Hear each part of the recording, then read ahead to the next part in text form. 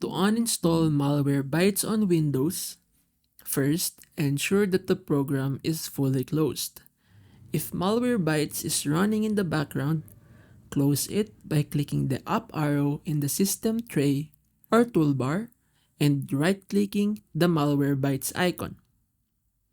From the menu that appears, click Quit to fully exit the application. Next, go to Add or Remove Programs by searching for it in the Start menu. Once there, search for Malwarebytes in the list of installed programs. Click the three dots next to Malwarebytes and select Uninstall. A prompt will appear asking if you're sure about uninstalling the program.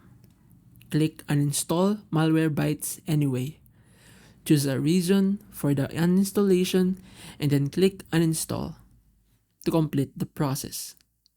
Malwarebytes will be removed from your system.